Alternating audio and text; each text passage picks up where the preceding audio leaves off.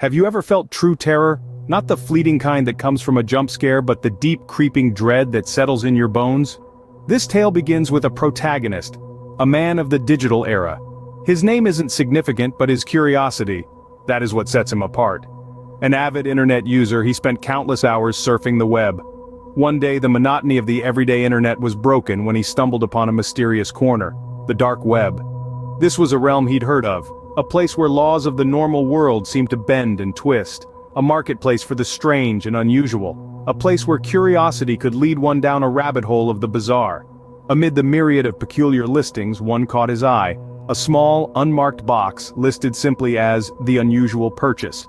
The box was not expensive, nor was it described in any particular detail. It was the mystery of it, the unknown, that piqued his interest. It was as if the box was calling out to him, whispering promises of intrigue. After a moment's hesitation, he clicked buy. As the transaction completed, a sense of unease washed over him. There was something strange about it all. The box, the listing, the dark web. It was as if he had just bought a ticket to an unknown destination. Yet the thrill of the mystery was far too enticing to resist. Days turned into nights, and nights into days, as he waited for his unusual purchase to arrive. Every knock at the door sent a jolt of anticipation through his veins. The world around him seemed to hold its breath, waiting, watching. His normal, everyday life felt on pause, replaced by a growing sense of anticipation. In the quiet moments when the world around him hushed, he would find himself questioning his actions. What was in the box? Why had he purchased it? What was he expecting to find? The questions swirled around him like a storm, but the answers remained elusive. But little did he know this was no ordinary box.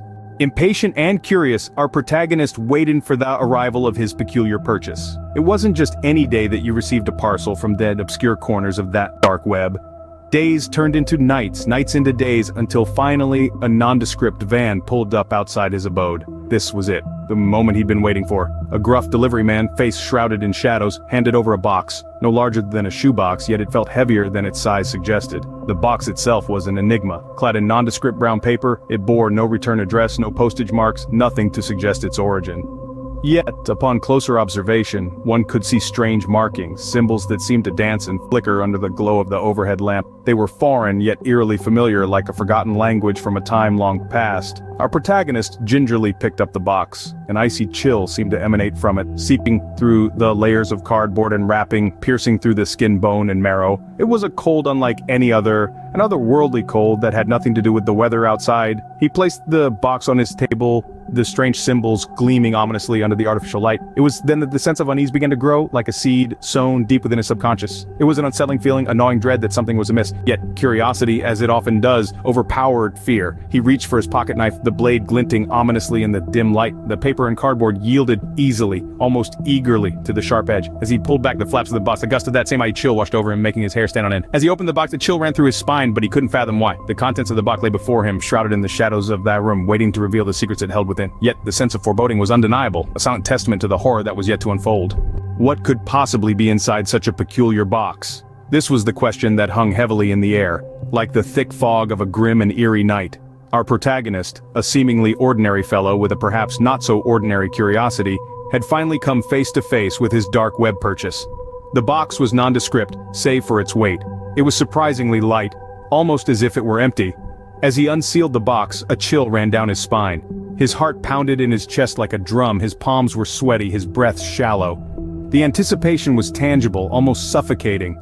As he opened the box, it creaked ominously, echoing around the room. Inside, he found nothing. The box was indeed empty. His initial reaction was an overwhelming sense of disappointment. The mystery, the allure, the adrenaline rush of the unknown all seemed to have been for naught. But then, the confusion set in. An empty box? Surely there must be some mistake. Yet, as the seconds turned into minutes, the disappointment and confusion quickly morphed into an insidious unease. The room seemed colder, the shadows deeper. A feeling of being watched crept over him, prickling at the back of his neck. The once quiet house was now filled with strange noises, soft whispers, distant footsteps, and the unnerving creak of a door hinge. The empty box now seemed more like a malevolent presence, a Pandora's box of sorts, unleashing something unseen and unfathomable. The realization dawned upon him. He hadn't bought an object, but an experience, a dreadful, spine-chilling experience. The darkness of the web had spilled into his reality, turning his world into a living nightmare. The night outside seemed to mirror his growing fear. The moon hid behind the clouds, casting long, ghastly shadows. The wind howled like a banshee, and the silence was deafening. The box, once a symbol of mystery and intrigue, was now a harbinger of terror. As the night grew darker, so did his fear.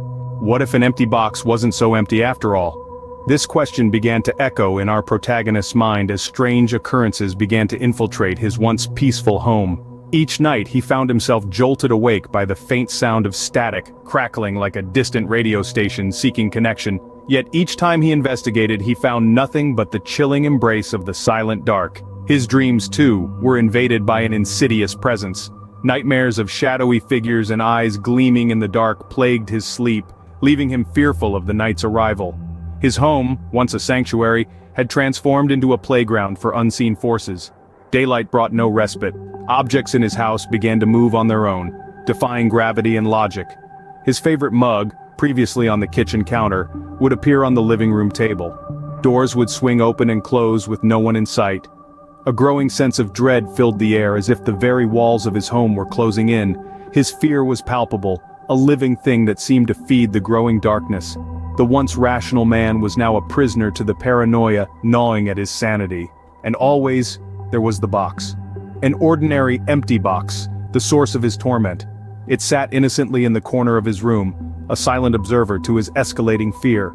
Every time he tried to dispose of it, it would reappear, as if tied to him by some unseen force.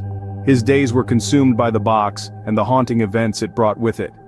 He began to believe that the box wasn't empty at all, that it held something unseen, something malevolent. His life had become a living nightmare since its arrival, a shadowy play of fear and paranoia. As the haunting escalated, so did our protagonist's desperation. He was trapped in a chilling dance with the unknown, a tango with terror that seemed to have no end. Yet he had no idea that he was merely at the start of his terrifying journey. But the worst was yet to come. In the dead of night, when fear and uncertainty rule, the truth often comes to light. Our protagonist's heart pounded in his chest as he approached the box once more. A chill ran down his spine, the air around him growing cold and heavy. With a deep breath, he lifted the lid, the darkness inside seeming to stretch into infinity. The box, it seemed, was not simply a box. It was a vessel, a container for something far more sinister. The protagonist felt an icy dread seep into his bones as he realized the reality of his purchase. This was no ordinary dark web curiosity. It was a prison, a cage for something that should have remained locked away. The entity within the box was not merely a passive observer. It was an active predator, a malevolent force that thrived on fear. It existed in the shadows, in the corners of our eyes, in the moments when we feel most alone. It was a parasite, feeding off the terror of those unfortunate enough to cross its path. Our protagonist could feel it now, the entity's cold gaze fixed upon him. It was as if the darkness within the box had seeped out, filling the room, extinguishing the light.